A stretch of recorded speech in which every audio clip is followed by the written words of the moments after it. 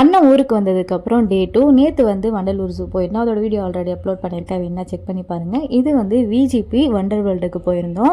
Universe kingdom தான் plan பண்ணியிருந்தோம். But நாங்கள் பிளான் பண்ண டைமில் வந்து ஏதோ உடச்சி வந்துச்சுன்னு சொல்லிட்டு கேஸ் ஆகிடுச்சு.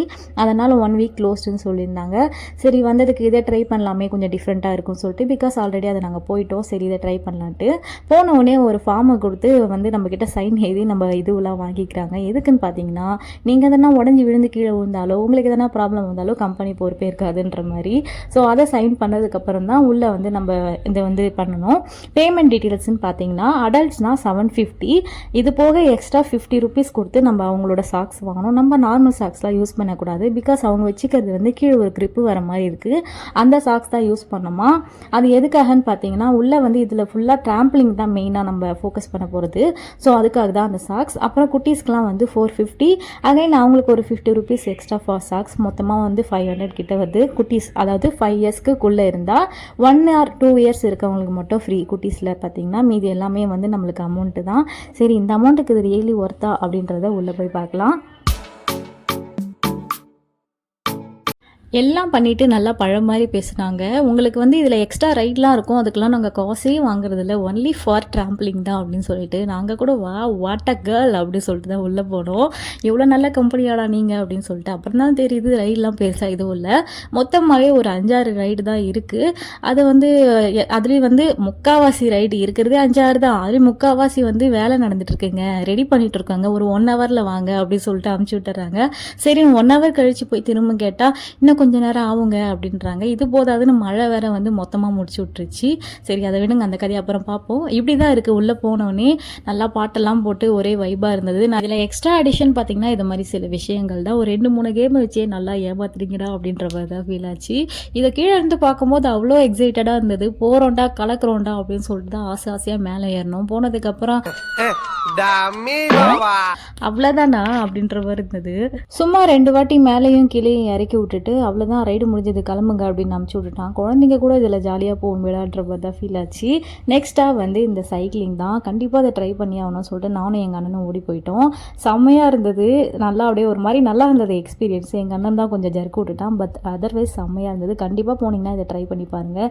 இதோ தெரியுதா கீழே எங்கள் ஃபேமிலி நல்லா பொடிசாட்டம் நல்லா ரைட் போயிட்டு அடுத்ததான் வந்து குழந்தைங்களுக்காக போயாச்சு. மற்ற ரைட்லாம் அப்புறம் பார்த்துக்கலாம், இதை முடிச்சுட்டு வரலாம் சொல்லிட்டு உள்ளே போயிட்டோம். குழந்தைங்க நல்லா நல்லா நல்லா என்ஜாய் பண்ணுவாங்க. அவ்வளோ இதுவாக இருந்தது. இந்த மாதிரி குட்டி குட்டியாக ஏதோ பால்ஸ் மாதிரி போட்டு அதை பொறுக்கி சும்மா அந்த மிஷினில் போட்டு விளாட்லாம். இது மாதிரி குட்டி குட்டி ஐட்டம்ஸ்லாம் குழந்தைங்க பிடிக்கல, ஜஸ்ட் மண்ணில் விளாட்ற மாதிரி தான் இது கிட்டத்தட்ட. ஸோ அதை மாதிரி இருந்தனால நல்லாவே என்ஜாய் பண்ணாங்க.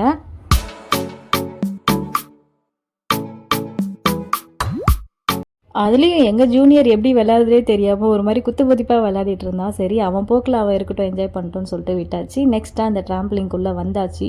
இதுக்குள்ளே ஒன்லி கிட்ஸ் மட்டும் தான் விளையாடணுமோ அது தெரியாமல் நானும் எங்கள் அண்ணனும் ஜங்கு ஜங்குன்னு குதிச்சுட்டு இருந்தோம். பரவாயில்ல விடுங்க, நம்மளும் என்ஜாய் பண்ணுவோம்னு சொல்லிட்டு நல்லா எங்கள் ஜூனியர்லாம் வச்சு என்ஜாய் பண்ணிகிட்டு இருந்தோம். அவருக்கு வந்து நார்மலாகவே ஜம்பிங் ரொம்ப பிடிக்குன்றனால இந்த இடத்துல நல்லா என்ஜாய் பண்ணிகிட்டு இருந்தார். உங்கள் குட்டீஸுக்கும் கண்டிப்பாக ட்ரை பண்ணி பார்க்கலாம், நல்லா என்ஜாய் பண்ணுவாங்க.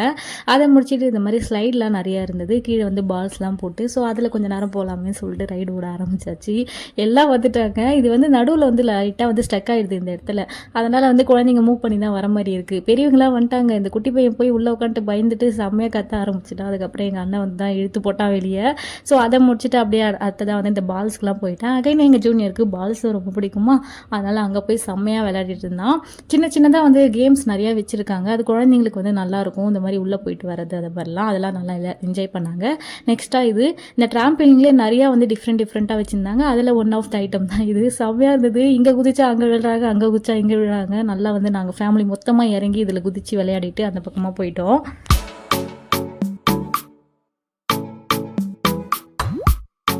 ஆனால் இதில் கொஞ்சம் பொழைச்சி வெளியே வர்றது பெரிய டாஸ்க்டான்ற மாதிரி தான் இருந்தது. பிகாஸ் நம்ம கால் நம்ம கண்ட்ரோலில் இல்லை, அது மாதிரி தான் இருந்தது. இந்த பக்கம் நவுந்தா அந்த பக்கம் விளையாடுறாங்க, அந்த பக்கம் நவுந்தா இந்த பக்கம் விளையாடுறோம், அந்த மாதிரி தான் இருந்தது.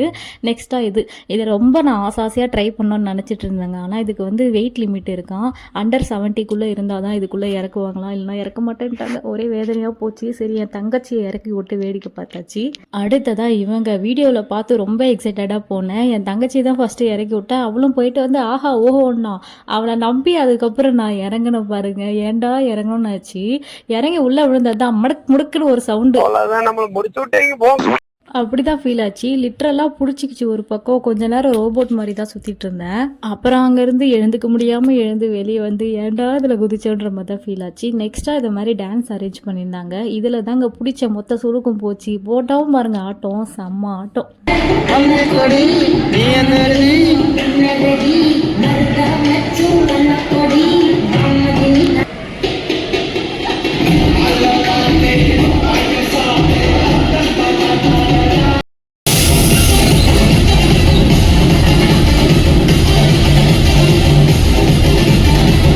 நாங்கள் எப்படி சுற்றிட்டு இருந்தோம்னா, என்னுடைய ஃபாதர் கனடாவுல பெரிய ட்ரம்ஸ் பிளேயர்.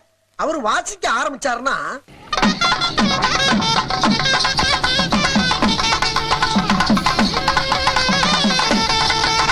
அப்படிதான் ஃபீல் பண்ணிட்டு ஆடி இருந்தோம். லிட்டரலாக ஒரு 1 hour ஆடி இருப்போம்.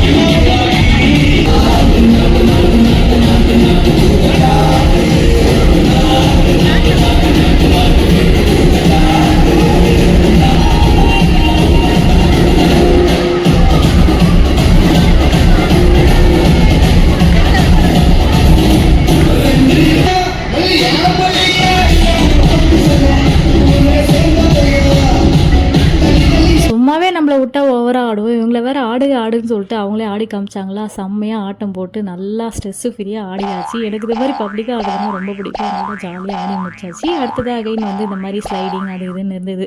அதிலெல்லாம் போய் கொஞ்சம் நேரம் குதிச்சுட்டு இது மாதிரி சின்ன சின்ன கேம்ஸ்லாம் இருந்தது. அதெல்லாம் கொஞ்சம் எக்ஸ்ப்ளோர் பண்ணிவிட்டு எல்லாத்தையும் வந்து ட்ரை பண்ணிகிட்டு இருந்தோம். இதெல்லாம் நம்ம பாடி தாங்குமோ அதெல்லாம் பார்த்து ஒன்று ஒன்றா ட்ரை பண்ணிகிட்டு இருந்தேன்.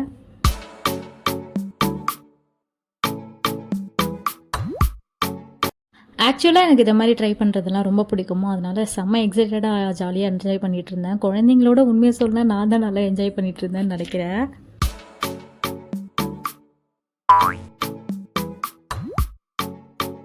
அவ்வளோதாங்க. அதெல்லாம் முடிச்சுட்டு அகைன் திரும்ப ட்ராம்ப்லிங்கே வந்தாச்சு. இங்கே வந்து இதை மாதிரி வந்து செட்டப் பண்ணியிருக்காங்க. குடுகுடுன்னு ஓடி போய் அதில் வந்து ஜம்ப் பண்ணி சாய்வாங்க இல்லையா, அதெல்லாம் வந்து நம்ம பாடிக்கு வாய்ப்பு இல்லைடா ராஜான்னு சொல்லிட்டு தங்கச்சி இறக்கி விட்டேன்.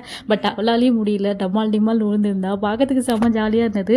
நம்ம ரெஸ்ட் எடுப்போம்னா சொல்லிட்டு கொஞ்ச நேரம் ரெஸ்டிங் மூடி போயாச்சு. அதுக்கப்புறம் எங்கள் ஜூனியர் குட்டீஸ்லாம் நல்லா விளையாடிட்டு இருந்தாங்க. அவங்கள நல்லா விளையாடி விட்டுட்டு நம்ம கொஞ்ச நேரம் ஓரமாக உட்காந்துட்டோம். கிட்டத்தட்ட 3:30 ஆயிடுச்சு. லஞ்சு சாப்பிடணுன்ற இதுவே எங்களுக்கு மறந்து போச்சு. அந்தளவுக்கு என்ஜாய் பண்ணிட்டு இருந்தோம். கொடுத்த 750 ரூபாய் இதுக்கு மட்டும் தான்டா யூஸ் ஆச்சுன்ற மாதிரி தான் எங்களுக்கு ஃபீல் ஆச்சு. அதனால் நல்லா ஒரு ஆட்டம் போட்டு நல்லா என்ஜாய் பண்ணியிருந்தோம். என்ன இருந்தாலும் இது கொஞ்சம் ப்ரைஸ் அதிகன்ற மாதிரி தான் ஃபீல் ஆச்சு. ஒரு 500 வச்சுருக்கலாம், 750 கொஞ்சம் அதிகம் தான். அது போக இந்த சாக்ஸ் வேறு 50 ரொம்ப அதிகம் தான்ற மாதிரி. நெக்ஸ்ட்டாக இந்த மாதிரி இங்கே உட்கார வச்சு அவங்கள ஜம்ப் பண்ண சொன்னால் ஜம்ப் பண்ணுவாங்க. இது அவங்களாம் வந்து கேட்க மாட்டாங்க, நம்ம தான் அவங்க கேட்டு வாங்கிக்கணும். ஸோ நீங்கள் போனீங்கன்னா கண்டிப்பாக அதை மாதிரி ட்ரை பண்ணி பாருங்கள். அந்த உட்காந்து ஜம்ப் பண்ணுறது செம்மையாக இருந்தது. பட் என்னதான் யாரும் வீடியோ எடுக்கல வழக்கம் போல். நான் ரிவ்யூ செக் பண்ணிட்டு போன வரைக்கும் வாட்டர் பார்க்கே இல்லைன்ற மாதிரி தான் சொல்லியிருந்தாங்க. பட் அங்கே போனவொடனே ஒரு டீசெண்டான வாட்டர் பார்க் இருந்துச்சு. நல்லா பெருசாக ஒரு ஸ்விம்மிங் பூலில் இது மாதிரி நிறையா ஸ்லைட்ஸ்லாம் வந்து ரெடி பண்ணியிருந்தாங்க. பட் இதில் அடித்தாங்க பாருங்கள் ஒரு கொள்ளை. ஆல்ரெடி பே பண்ணது போதாதுன்னு இங்கே வந்து இந்த டிஷர்ட் தான் போடணுமா, இந்த ஆர்சிபி இதுலாம் இருக்கும் இல்லையா, அந்த மாதிரி டிஷர்ட் தான் போடணுமா. நம்ம காட்டனோ ரயானோ அந்த மாதிரி மெட்டீரியல்லாம் யூஸ் பண்ணக்கூடாதான். அந்த மெட்டீரியல் பேர் கரெக்டாக எனக்கு தெரியல. அதான் தண்ணி வந்து அதில் வந்து ஒட்டாது, அது மாதிரி டிஷர்ட் தான் போடணுமா, இல்லைனா அலோடே இல்லைன்ற மாதிரி சொல்லிட்டாங்க. அதுக்காக கிட்டத்தட்ட ஒரு செட்டு 350 கொடுத்து வாங்கி குழந்தைங்களுக்காக வேறு வழி இல்லையேன்னு சொல்லிட்டு வாங்கிட்டு அண்ணனை மட்டும் அமுச்சு விட்டு நாங்களாம் சைடில் உட்காந்துட்டோம். அட்லீஸ்ட் அவங்களாவது என்ஜாய் பண்ணோன்னு சொல்லிட்டு அவங்க நல்லா என்ஜாய் பண்ணாங்க. ஸோ சப்போஸ் நீங்கள் இதுக்கு போகிற ஐடியா இருந்தால் கண்டிப்பாக அது மாதிரி மெட்டீரியல் வந்து நீங்கள் எடுத்துகிட்டு போயிடுங்க வீட்டிலேருந்து. நம்ம வீட்டிலேருந்து எடுத்துகிட்டு போகலாம், அலௌடெலாம் இருக்குது. பட் காட்டன் ரயான்லாம் அலௌடு இல்லை. அது மாதிரி மெட்டீரியல்னால் அலௌடு. அதை மாதிரி எடுத்துகிட்டு போங்க. லைக் கிரேப்பு அது மாதிரி மெட்டீரியல்லாம் வந்து அலோட் பண்ணுறாங்க.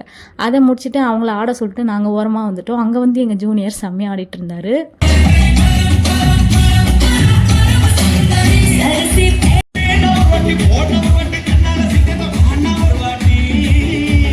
உள்ள ஆடின டான்ஸ் போதாதுன்னு சொல்லிட்டு வெளியே இது மாதிரி ஸ்டேஜ்லேயும் பர்ஃபார்மன்ஸ் பண்ணியிருந்தாங்க. அதெல்லாம் குழந்தைங்கள வச்சு கொஞ்சம் ஆட விட்டுட்டு அடுத்ததான் நான் அகைன் இதுக்கு போயிட்டேன். ரொம்ப நாள் ஆச்சு இதெல்லாம் ட்ரை பண்ணி ஆகணும்னு சொல்லிட்டு இதில் போயிட்டு ஒரு ரவுண்ட் அடிச்சுட்டு வந்தாச்சு. இதோட நேம் எக்ஸாக்டாக எனக்கு ஞாபகம் இல்லை, மறிச்சிடுங்க. அதே மாதிரி வீடியோ எடுக்க சொல்லிட்டு ஒரு குரூப்பை கீழே விட்டு போன பக்கி பயவளிக்க பேசிட்டு வீடியோவே எடுக்கல.